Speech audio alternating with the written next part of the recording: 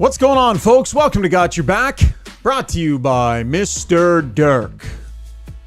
Live stream edition this morning. We are live on Twitter, I think, and on YouTube. Going to get to Jason Strudwick in just a moment as I fix my camera on the fly. So not the result Oiler fans wanted, but how are you feeling about the way your team played? Let us know on the stream. Pretty good 40 minutes, I would say. And then the wheels came a-tumbling off, and the Oilers dropped game number 1. We can hear Struds coughing and hacking in the background. We'll get to you in a second, Struddy. Got Your Back, of course, is always brought to you by Mr. Dirk, our title sponsor here on our flagship pod, located just off White Avenue and 102nd Street. Mr. Dirk is your one-stop shop for all your clothing needs. If you're a businessman and you want to sharpen up that look around the office, well, they've got you covered. Great selection of suits and shirts, pants, ties, belts, everything you need. They got a great selection of casual clothing as well. I love it there. Been shopping there for years. They do a great job of outfitting me. I have a little bit more of a conservative approach to my dress, unlike Struds, who's all over the map. But they're working with him. They're getting him there, slowly but surely. They're getting Jason Strudwick there. Check him out just off White Avenue and 102nd Street. Struds, what's going on, my man? That was a late night. It was a late one, yeah, and you could just feel it coming like the weekend said. Oh, man, I was already at home, bed snuggled in, and that goal goes in. I'm like, no. And my son, who's 12 years old, is with me. I'm like, buddy, we're not going anywhere. He's like, good, I want to stay. So we stayed. You stayed. You hung in there. Sorry, I just got a notice that popped up on the screen that something happened to our stream, so I'm just double-checking to make sure that we're good here. This is the thing, doing this stuff live, right? You got to kind of monitor everything on the fly. Yeah, we're good. Yeah, man, listen, we're going to get to the breakdown here. We'll dig into all of it. Maybe first and foremost, I thought it was disappointing that the weather was what it was, because one of the things I was looking forward to was the walk in and seeing the mayhem outside. I mean, Oiler fans got ripped off of the win last night, but they also got ripped off of the party outside a little bit by Mother Nature there. Yeah, you know, I actually, Greg and I were doing our show at on the Rocks, and I didn't know it was raining. I could kind of smell it, but I'm like, I don't know if it's supposed to rain. Then people come in like, it's pouring out there. I'm like, no. So, yeah, you know, it was too bad. The other inside was great though, and then I think after there's a lot of energy, but not quite what we expected.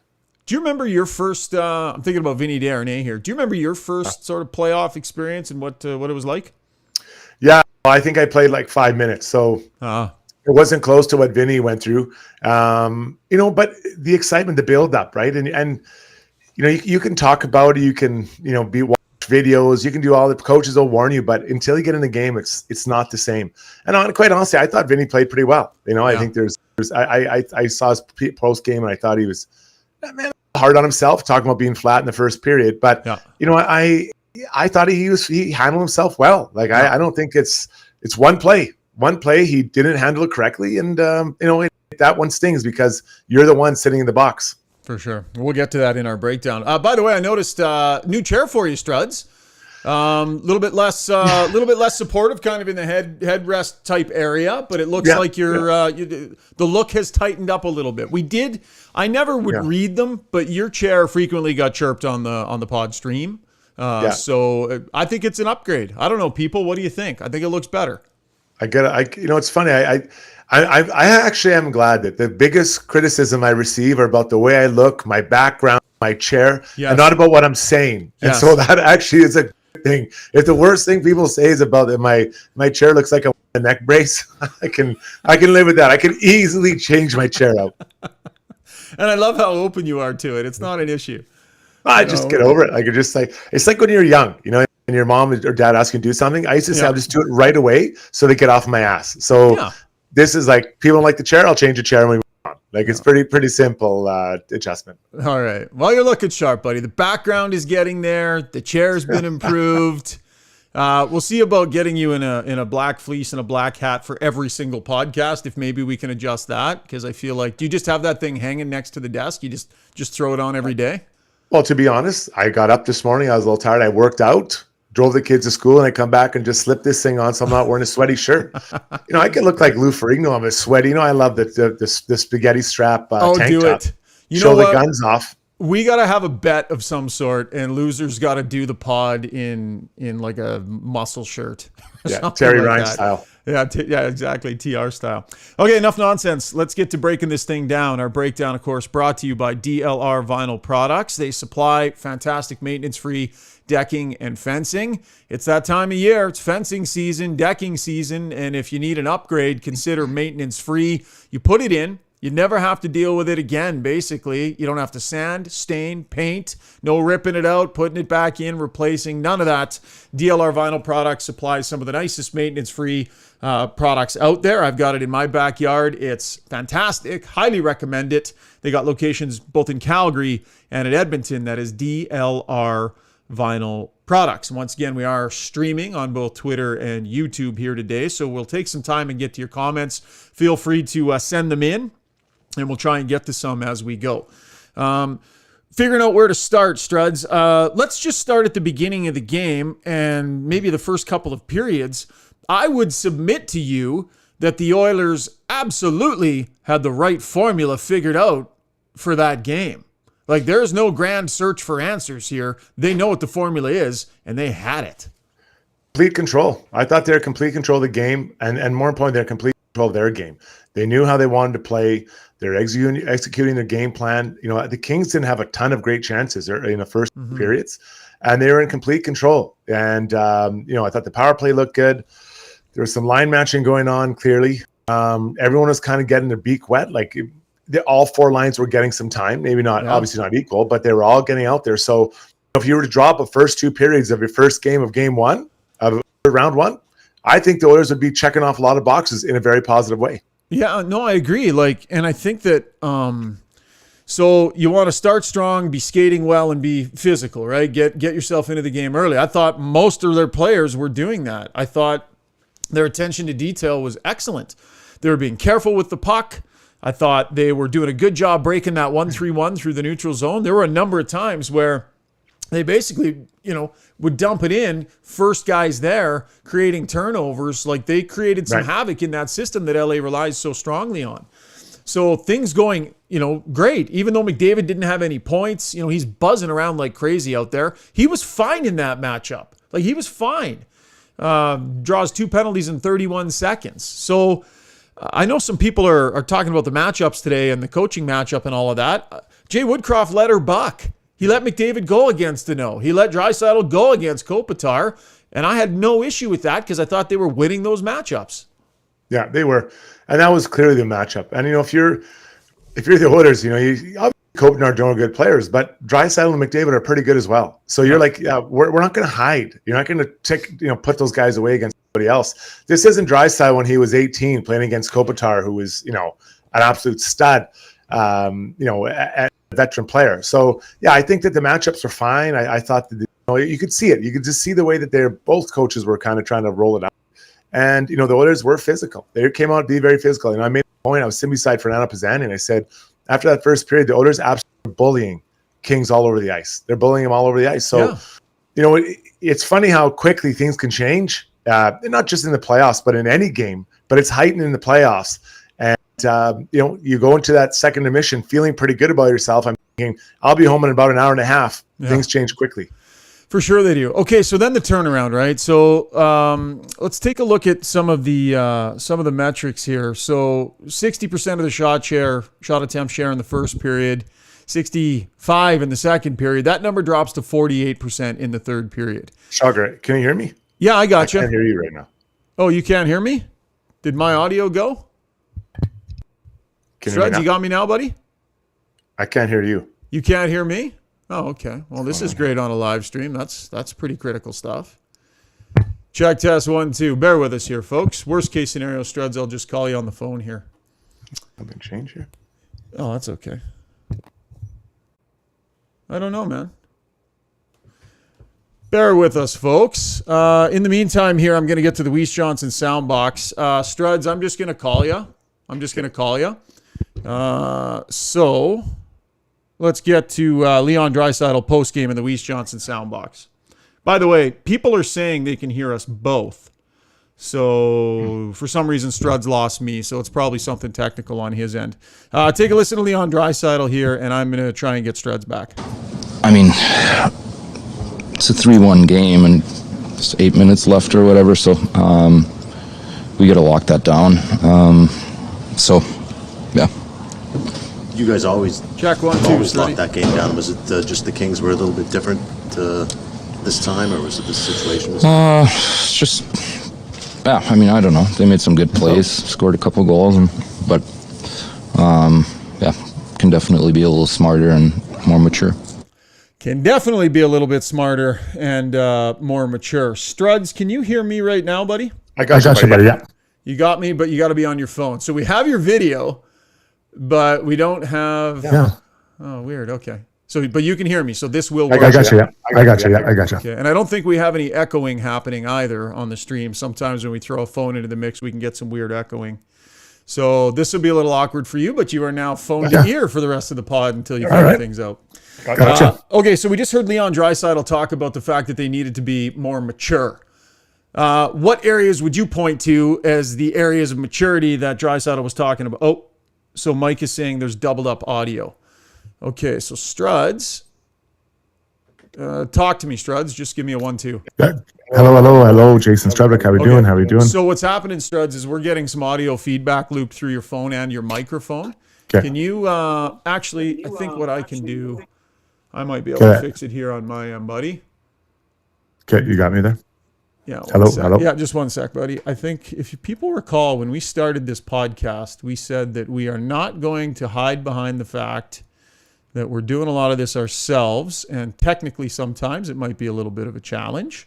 And so here we are live. You get to see the way we work through it. Okay, Struds, give me a quick check. Yeah. And check. 5 4 3 2 1. 5 4 3 2 1. Jason Strudwick in the house. I think your audio might still be doubled up. Give me one more check, Struds. Check. How we doing? Can you hear me now? Okay, so here's what I want you to do. Get up and walk away from the computer and go do this on the phone somewhere not near the microphone. You got it. I'm out of here. It's the new chair. The new chair brought me bad luck. Somebody just said we were good. Somebody ready to roll. Parker Wazelenko says we're ready to roll. Matthew Louis says it looks like you're in the same room. And Mikey D says, Shogger, it's all good. Okay, Struds, go and sit back down in your chair, and I think we're going to be okay. So I was able to kill your audio through my system, so now we're only taking your phone audio. So go sit back down, man. All right, I got it. I'm back. Okay, so let me know on the stream if Struds' audio is doubled up again now that he's back at his computer. Maybe point your microphone right away from me if you can, just so there's no chance. Okay. Yeah, get that thing away from you. There you go. Showing off the chair. Yeah, that is a nice, what is that? Yeah. Is that a kitchen chair? I think it's, I upholstered this in grade 9. Very nice. Very nice. Straight Off the Pipe podcast says you should mess with Struddy and tell him to leave again. We'll just get walking back and forth. Like stand up, sit down. Struds, just try crawling under the desk real quick. Yeah. I'm not George Costanza. All right, let's get this thing back on the rails. My goodness. I was asking you about Leon Draisaitl and maturity. He wants more maturity out of his group. So what ways do you think he is meaning on the maturity front? Well, I think number one is the penalties. I hate to bring up with young players, but the Bouchard penalty towards the end of the game, you cannot take that penalty. And were there some other ones that may be potential infractions? Yes, but 2 minutes to go, the guy has a puck on his stick, and you cross-check him and hit him in the face. That's one I think the refs have to call. Yeah, they I agree. Have to call that. And then I'll go into overtime. And were there some other calls missed? Yes. But Vinny Darnay, he falls, and the mistake he makes is he whips his stick around and catches the player in the ankle. Now, did he embellish it? I think he did. Of course he did. A little bit. But Vinny whipped the stick around. That wasn't a natural act. It wasn't like he fell and he put a stick there. He whipped his stick around. I get it, you're desperate. It's overtime. You're out there. You don't want to be scored on. But again, it's just one that you can't leave it. You never want to just put the decision in the ref's hands. You can't put it in their hands. So, yeah, I agree. There were some other calls that weren't called, but that one did get called. The Bouchard was an easy call. So those two, are tough decisions. And I think the other one is even puck management. You look at I think it was Kempy's first goal. McDavid's taking the puck wide and tries to pass it back to Draisaitl. It's 4-on-4 with the probably the 8 most skilled players. Well, for sure, probably the 4 most skilled forwards. Just take that to the net, take a shot, right? Like drive it to the net, keep the puck in front of you. You're winning 2-0. I don't know that's a time where you have to take a risk. Now, I know the numbers were back and they got back and all that, but what happens with that sequence if they're able to keep that puck down in offensive zone? Yeah. So that's the maturity. And and unfortunately, I'm picking out specific players here, but those are examples of what I'm talking about maturity. And then it just those 3 things really stick out in my mind as I was kind of driving home from the game last night. Let's get to the Weiss Johnson Soundbox. 45 years they have been in the business of providing high-quality furnaces, garage heaters, air conditioners, hot water tanks. They're also in the business of servicing those things should you need that. So if you're a commercial business that has those things at your business, you can get a deal done with Weiss Johnson to take care of all your maintenance. Or if you're looking to add something to your house, definitely give Dennis and the crew a call. Edmonton's #1 choice for heating, air conditioning, and plumbing services. 780-463-3096. Now, Struds, you probably couldn't hear the jingle just there, right? Because the way we're doing this? I did. No jingle. Okay, so you didn't hear the jingle. That means you also will not hear Vinny Desharnais here, but we're going to get to his reaction last night. But I know you heard what he said last night. Yeah, here's the big guy. The puck was loose and it was coming at the blue line, and it was flying. And as I was gonna get it, it just bounced over my stick. So it's one of those bounces, and I just try to turn around, and he called it. He called it. That's what he called it. And then, as you mentioned, Desharnais also a little hard on himself. Like I said to him, I know that's a disappointing finish, but were there some things there for you to build off of? That's your first playoff game. And he said, I can be better. He wasn't happy with the way that he played. So he's almost 20 minutes last night. He played a lot. The suggestion made here on the stream that Vinny looked worn out. That from some stranger. I thought Desharnais was pretty good, man. I mean, outside of that, for his first playoff game, for the way things pick up in speed, I thought he acquitted himself pretty good, and I think he's going to be a huge part of this thing moving forward. Yeah, and he's obviously a big part of the penalty kill. The puck was jumping a bit, and it's a little bit nervous, right? I mean, it's not unusual to feel that way, and he's got to be really careful. I would counsel him, like if I'm Dave Manson or Stewart, Mark Stewart, the other kind of bench coach, I would just say, buddy, like these are a couple things you can clean up, but just keep doing what you're doing. Be yourself, keep being physical, all those things, because every game's going to be refed a little bit differently. But you got to be careful, because if you get too much inside your own head, you tighten up, and then you can really have a problem. What did you think of Connor McDavid's night overall? Somebody chirped me on the pod when I said that McDavid was fine, and he was like, McDavid was fine.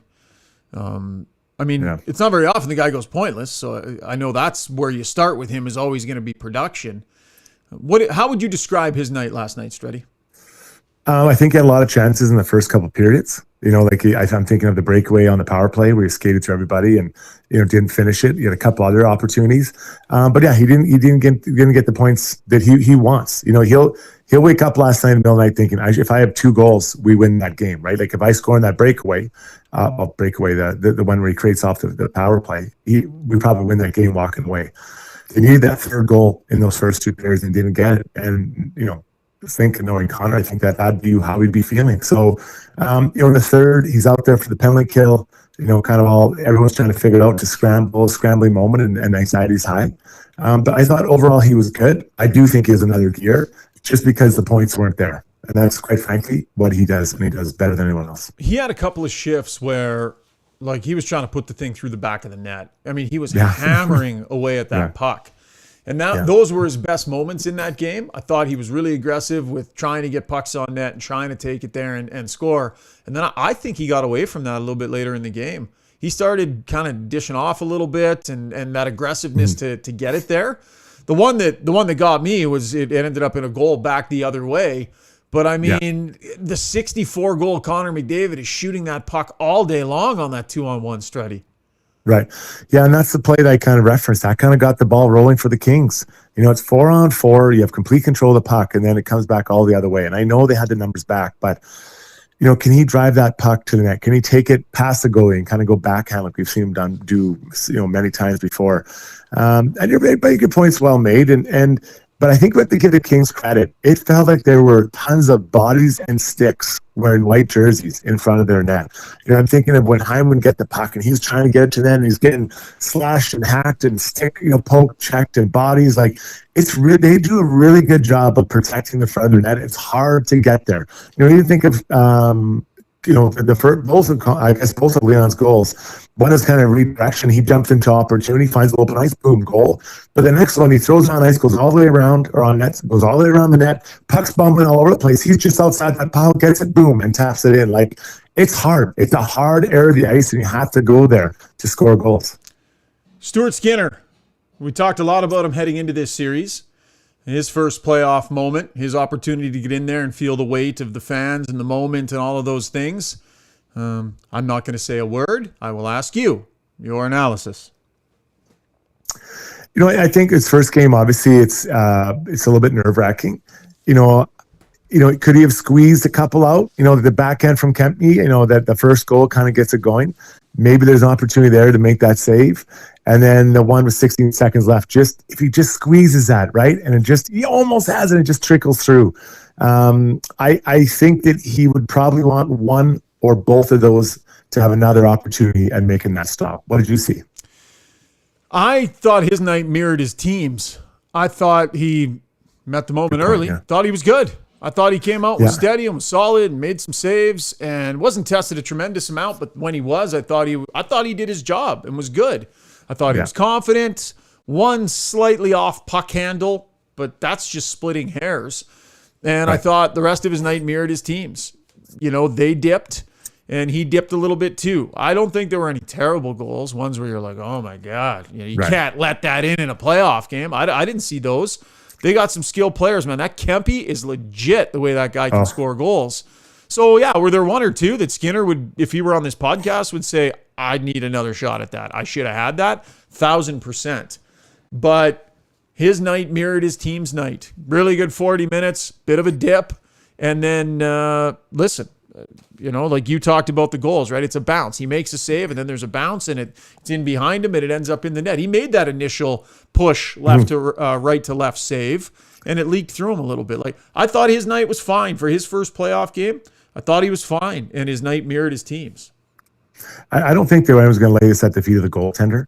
No. I think this is a collective 20 minutes where the Oilers kind of, I don't know if they got ahead of themselves or just a momentary lapse. And give credit to the Kings. I mean, the Kings pushed.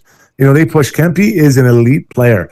And every time I watch the Kings play, my eyes are drawn to him. And that's because, he's not this, he scored 41 goals this year, but he's not like a household name for NHL fans. But he is elite. The way he skates, the way he moves, the way he shoots the puck, that release is crazy. The second goal off that face-off, a bit of a scramble by the Oilers, and I think that is another one that they lost coverage. They lost coverage on that, and leave a dangerous shooter in that spot open.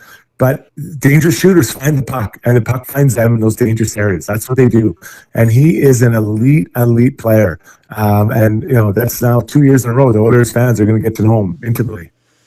In our takeaway segment coming up in a minute, we're going to talk about what now. What strategy do they employ? How does Jay Woodcroft handle today? What's the messaging? We'll deal with that in just a minute. One more thing about last night's game I want to get to, and that is Evan Bouchard's night. And I'll ask the folks here on the stream to chime in on this one as well. Give us your thoughts on Bouchard's overall night, because Struds, there was some good, and then there was not so good. But I would suggest to you that if the good that we saw from Evan Bouchard is in any way, shape, or form what he's going to consistently bring, that's a big development for the Oilers, because he was good to close out the regular season. I thought he was excellent in that game last night until it came off the rails. Like the best he's played all year, excellent. 100%. The first two periods were incredible. They were absolutely incredible. I mean, you want to talk about the power play goal, taking control of it, walking through and not getting pressed by, I think that was Phil Deneau. He goes, I'm just going to rip this one in the net, boys. Off a rush, ripping another puck, rings the bell. Confidence on the blue line, spins off a player, goes in with a backhand. Like just elite plays all over the place. And he was being physical and strong. And then you get to the third and there's a small breakdown. I think Ekholm can share some of that off that Kempe goal, the second goal he had, just for that face-off, it looked a little bit confusing. And then he mixed in that with the penalty. And, for Bouchard, same thing I would say to Vinny, like, buddy, lots of good things in this game, lots of things you can reflect and feel good about. But these are a couple of areas that you have to really, you and your partner in one case, and then just the penalty. Like, that's a penalty you can't take. You just can't take that. You cannot leave it up to the ref to be able to make a choice. It's a judgment call, and that cannot happen. Some of the things I liked from him, the shot was fantastic. And you know what I thought when that shot went in? And I'm not slagging Tyson Barrie here at all, because I was as loud as anybody in expressing concerns about Bouchard's ability to grab that power play and to work that blue line the same way, and if the efficiency was going to get hit at all, right? So full admission, I was the one saying, how much of a concern should this be? Tyson Barrie's not snapping that puck top corner like that. Not with a snapshot, he ain't. Like, that was an elite snapshot from Evan Bouchard. Great shot. Yeah, great shot. And to me, it's the confidence. He wouldn't have done that when Barrie first got traded. He was going to walk down there and take that shot. So now it's another weapon on that power play. Now they're thinking, the Kings, that is, are like, okay, well, not only do we have to worry about this guy and this guy and this guy, we also have to worry about this guy walking in and hammering one down. Because I loved it. He started towards the net. He saw that Dano was going to come to him, so he had a lane. He's like, I'll take it. And there's a player in front of Corpusalo, who we should say also had a pretty good night. I think he was, especially in overtime, maker. Right? In overtime, he had some really good plays. Yeah, he played really well. And actually, sort of Gavrikov. I think we also have to give that Rob Blake some credit. That was a really good trade. It looks really good after game one. Let's get to the reffing, because there's lots of comments here on the stream about the reffing. Oiler fans are gonna Oiler fan, and they're gonna feel frustrated about the referees and the ones that were let go. What was your perception of the overall job the refs did last night? I don't really enjoy the ref commentary, because you have a hard time. You can't control it, right? I can control where I put my stick. I can control how I place my elbows when I go to hit someone, all those things. But I thought it was inconsistent. I really thought that there were opportunities to make some calls that weren't called. There's others that weren't called, but that's the game. That's the game of hockey. If the Oilers hold on that lead with 3-1, we're not talking about the ref, right? Yeah. But because it goes against them, it's a conversation. But I just feel as a player, you can never let the refs or force the refs to have to make a choice. Don't let them be a difference maker in it. And I thought the Oilers let the refs creep back into the game because of some of the way they handle their stick or their bodies with hits. Yeah, and listen, did they miss some? For sure, but I think they missed some both ways. What did you think at towards the end of the first, where Darnell Nurse slashed and then two-handed Doughty right in front of everybody? It was he just went whack, boom. And I was like, whoa, and the ref decided not to call that. The Kings bench erupted right there. So you can point to them on both sides, I would say, as much as Oilers fans don't love to hear that.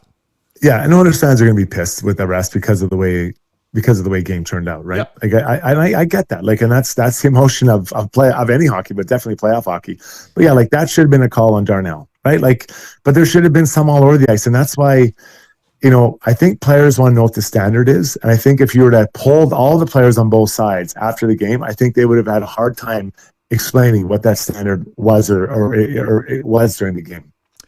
So that's a way that maybe it's not great for either team, because to your point, you want to know what that standard is, and you should be able to explain it.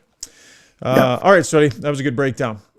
So what now becomes the conversation? And we're going to have that conversation as part of our takeaways segment. And that, of course, is brought to you by our good friends over at Sherwood Buick GMC, the big, beautiful dealership just off Baseline Road on the way into Sherwood Park, just off the left side there. You can see it. It's gigantic. They've got a fantastic showroom. What are you looking for there, Struds? What are you looking for back there? Just petting my dog. So you took a pet my dog break while I was doing... Well, I had to. I don't want you to break your rhythm, buddy. Don't want to break your rhythm. You are. You're hanging off the side of your chair. You're like, we got a more relaxed Struddy this morning. I love it. Do I have to get another chair? Should I get another chair? Good. I like you. Kind of like. I can do that too, man. I'm gonna kind of lay back here a little bit. I'm gonna chill out down here like this. We're just kind of we're going cash on the pod here this morning.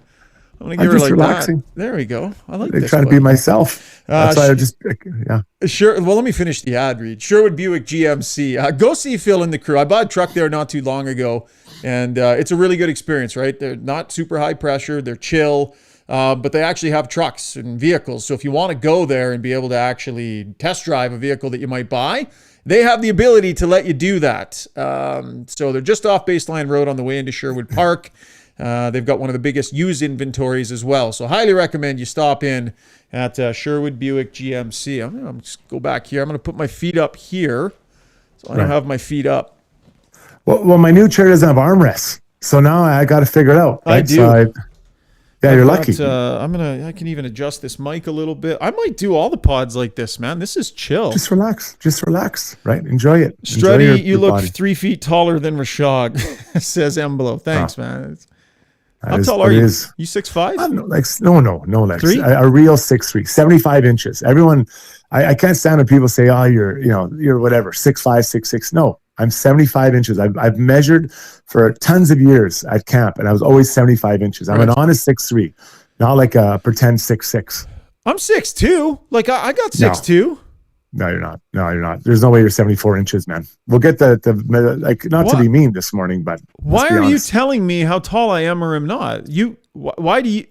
I have gone to the doctor and been measured for height. Why do you think you can tell me how tall I am when I know? We all know how tall we are. But see, I'm more than 1 inch taller than you, I believe. Don't you think?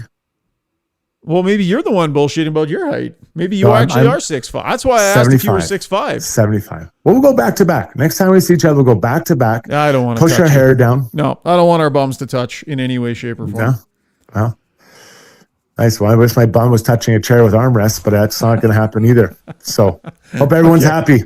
This podcast came off the rails once already. We need to measure each other live, says Straight. That's not happening straight off the pipe podcast. Rip them up. Okay, so what was the topic again? Oh, yeah, what now? Right? So you're Jay Woodcroft. It's your job to evaluate what you saw last night in that game, come up with a game plan, and come up with a message, a tone for your team today.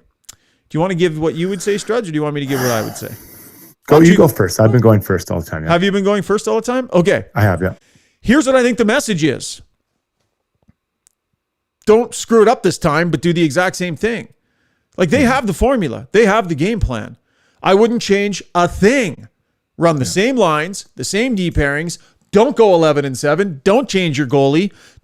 You don't need to change basically anything. Focus on what went wrong and remind them of the things they need to buckle down on, which, by the way, they already know. But, like, there is no grand reimagining of the game plan that's needed here. If anything, Struds, I would suggest that the LA Kings need to find a better formula heading into Game 2 than the Oilers do. Yeah, interesting perspective. I think you're right. I think that what they need to do is to realize they did a lot of good things for long stretches in that game. Yeah. But they also have to understand that you can't do it for 40 minutes. You have to do it for 60. And in some cases longer last night, whatever it was, 70 minutes. And we've covered it. I think that penalties would be a concern. I even talked to the point the penalty that Bouchard took. Was that the end of the first or the end of the second? I think it was the end of the first, where he just hammers a guy against the wall for no reason. Yeah, right. And I feel like I'm picking on Bouchard. I thought he had a good game, and I don't mean to, but I'm just trying to illustrate different situations here where those penalties you can't take. You cannot take that. The Kings are good in the power play. We talk about the Oilers' power play being elite. The Kings is really good. They can see the Oilers from where they're at. Their power play is very good as well. So don't give them a chance to get their skill guys out there feeling good about themselves. Kent Bees and Kopitar's and those guys. So I think I'd say I agree with you. You play the same way, but for 60 minutes and stay out of the penalty box. And I think that'll be a cleaner game, produce a cleaner game for the group. How much do you focus on if you're running a video session together here? And I know it's probably changes coach to coach, but do you put a pack of penalties together and run them through and just sort of show the guys? I mean, everybody was there. They all saw it. But to drive that message home about discipline, is it just a mention in a meeting? Like, no more effing penalties, no more this or that? Do you have to show it? Like, how do you handle as a coach the message, don't take unnecessary penalties? I don't think this I would say was something new last night. 6 power plays is a lot. That's a lot in a game against a team with a really good power play. And also you got to remember, it stymies your players' ability to get out there and play 5-on-5. Yeah. So I don't think this is a video session. I think if it persists for 2, 3, 4 games, now you bring it out and talk about it. But I think it's one like, guys, we cannot take these unnecessary penalties. But, to your point about the video session, I think you're showing me good. Look how we did against the 1-3-1. Look how we did down low. Look what we did here. Like, a lot of positive things to take from this game. But I think you also look at some of the negatives. You say, guys, look at, these are the plays that didn't work. These are decisions made that didn't work. And those decisions were made not just by the bottom. It goes right up from the 6th defenseman right up to the number 1 player. Yeah. No, I completely agree. We really appreciate all your contributions here on the live stream. We're streaming on Twitter and on YouTube. I'll get to a couple of comments here. Our stencil says Oilers need to play the same game or plan the same game minus the penalties. LA really got dominated 5-on-5. The stats would absolutely back that up, that the Oilers carried play. Ray Lapp throws in Bukestad, I thought, played a nice heavy game. Struds, what did you think of 72? I like their line. I really like that line. I thought that line was buzzing all night. And, he was heavy. He was on the puck. I thought that line was noticeably good. When sometimes you see a 3rd and 4th line, you don't really notice them. I thought that they had some really, really nice moments. So again, don't break that line up. Don't give them less ice time. Get them back out there. Yeah. And that's why, some were asking, and I did a radio hit with Tom Gazzola earlier today, but some were asking, should they consider 11-7? Because they've had so much success with that, and they were an 11-7 team through some of their most successful stretches this year. Yeah. So how would you? What would the discussion for you be about maybe why to consider it, why not to consider it? And I think we can both agree they shouldn't, but what would the case be? Okay, so 11-7 in the playoffs is actually 11-6, because I can tell you Broberg will not play. There have been 2 games against the Kings. We just fall back. We have the template. He did not play against the Kings. I want to say between the 2 games, he played 8 minutes total. Yeah. So it's not 11-7, it's 11-6. So if you choose to, you can still dress 12-6 and not play 1 forward and get those other guys out there all the time, right? If you really want to. But this team is 4 lines deep now, and they have aspirations to go deep in the playoffs. Now, that doesn't mean you can overlook the Kings, because they're a very good group, very good team. But I think you go 12-6 if you feel the need, and maybe the game's not going your way. Then by all means, break that emergency glass and drop down to 11-6, because 11-7 is not 11-7, and this is not because of Broberg. It's just that we've seen it. We've seen the way he doesn't play them against the Kings. Yeah. So that is why, no, go dress 12-6 and just drop a player or 2 out if you need to.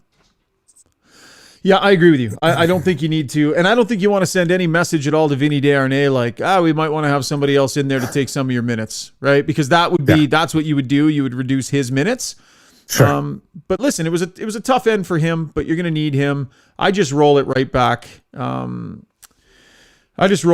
Pretty much exactly the same. Yeah. Now, this will sound like hindsight, but it's not, because I actually said this to Tom, who was next to me late in that game. The one thing I wondered was when the tempo changed in that game last night and the Kings were getting some of it back, and even when it was tied, I wondered does he maybe try and get 29 and 97 out there together for a shift here or there? Does he try that? Because the game, they've dipped a little bit here, right? So would that have we've seen them do that? Just a little misdirection, right? And remember, when they're 11-7, those combinations are a mess. They're all over the place. So I just pulled it up on Natural Stat Trick. Unless I'm reading this wrong, Connor McDavid and Leon Draisaitl played 1 second together at even strength. We're not on the ice together at all last night at even strength. Let me double check that. So that's Oiler line mates. McDavid, where's Draisaitl? Draisaitl, 1 second. Yeah. It's definitely an option. You can make that happen. But they were on the ice 4-on-4 and they got scored against, right? So, and I'm not saying that's the fault, but those players have to understand those moments. I feel like I'm picking on a specific player today, but that play stuck in my mind. It's 2-0 early in the 3rd period, and you try to make a play that is maybe a 50-50 play rather than driving the puck from that. Like, those are puck management moments. Those are living to fight another day. You don't have to, it doesn't have to be the perfect play, because it gets tighter in the playoffs. So I'm sure that Connor, that one bothers him. I think that one bothers him, because that's where it started. And then Draisaitl gets the goal back, to make it 3-1, and then it unravels again. So it's a day. It's because I think was that Connor's line on for the was he on for the Kempe's second goal as well? Let me get it here. I'm grabbing it real quick. Kempe on the ice for the Oilers. Yeah, 97, 93, 18, 14, 2. Yeah.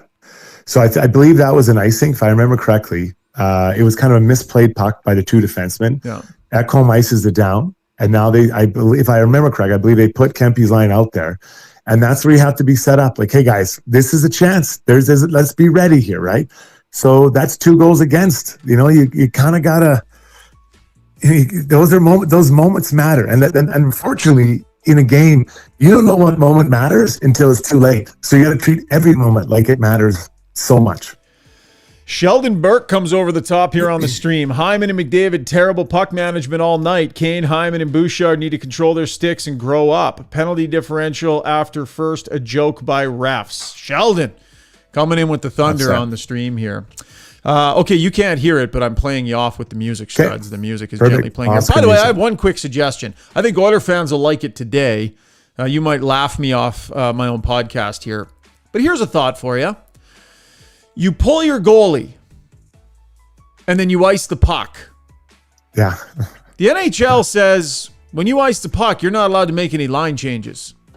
Oh, so why should you be allowed to put your goalie back in? You're swapping an extra forward to get your goalie back in the net. So in the spirit of the rule, why should you be allowed to put your goalie back in the net if you ice the puck when you have the net empty? Because that happened last night, and the Kings scored. Yeah. When you solve that, also solve how players can come off LTIR 3.5 months after not being on it, like Mark Stone. So what do you those think, two things. Think about put that in that. the suggestion box. Yeah. Ridiculous? Yeah. Goofy? Stupid? I think it's a bit, they're never going to let that happen, because if it's you'll never want it to happen to you. What do you mean me? I don't care. If you're coaching a team, you never want that to happen.